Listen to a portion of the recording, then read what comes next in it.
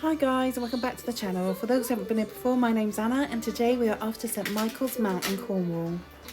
St Michael's Mount is a tidal island in Cornwall and you can get there by either using the causeway or going over there by boat. It's managed by the National Trust and there's a castle and a chapel and some lovely gardens there. We decided to travel over there by boat, which was a couple of minutes. We brought our tickets through the National Trust website and the same website for our entry tickets as well.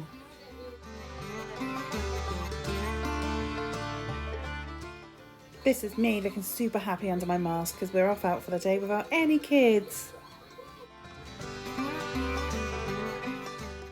To be honest, we didn't really know much about the castle or the property before we went for our visit. We just thought we'd find out stuff on our way around, that there'd be information and stuff, and there really wasn't, so we're none the wiser. Other than I think there's quite a famous family who may still live there, may not, didn't really know, but it was nice to have a little walk around and a look at things. Had some nice pictures. I made the mistake of wearing high heels and didn't realise that it was a really long uphill trek on cobblestone and uneven ground up to the castle, and it was scorching, so I did end up with achy feet, so just be prepared, unlike me, and maybe wear sensible shoes.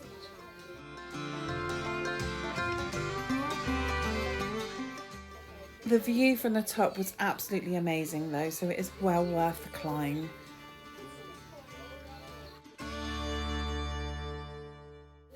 As we were climbing up to the castle, there was some bits there referring to a giant, I think like the giant's heart, the giant's well, and that's to do with the legend surrounding St Michael's Mount, which is that before the castle was built, it was once home to an 18-foot giant.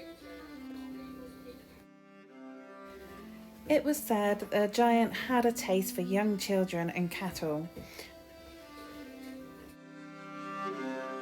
He terrorised the local towns and villages until a young farmer's son named Jack took on the gigantic menace. He killed him by trapping him in a concealed pit, bringing down his axe upon his head. When he returned home, the elders in the village gave him the hero's welcome and henceforth called him Jack the Giant Killer. So that story sounds like I've heard it before somewhere. And as you can see, these views are just absolutely amazing, really lovely. You can see some of the gardens from here. We didn't actually have time to walk around the gardens, but that's something I'd like to go back and do, and maybe find out a bit more about the history of the place before I return. The island and castle is open through the summer season, spring and summer I think, and closes for winter. Tickets must be purchased through the National Trust website, and those tickets also give you access to like the cafes, shops and the different bits and bobs on the island. We didn't eat over there, so I can't comment on what the cafes and food were like, but I imagine it's pretty much bog standard National Trust kind of menu on offer. There are lots of lovely spots though to take a picnic. Dogs are not allowed on the island or in the castle, and boat fare is actually separate from your National Trust entry fee. I think it's £2.50 per adult, £1.50 per child, something like that. You can of course plan to walk back, but if the tide's in, if the causeway's got water over it, then you'd have to go by boat, and I think you can actually buy boat tickets on the island as well if you were stuck.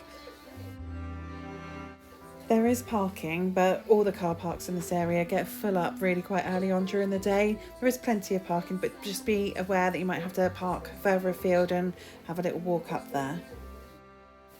We visited for our wedding anniversary, so we also spent the night in a local B&B.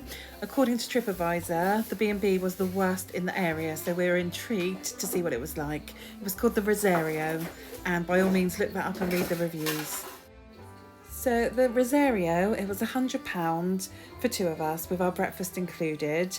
It was in a really good location, so we had a view, albeit a little view, of St Michael's Mount and the sea there.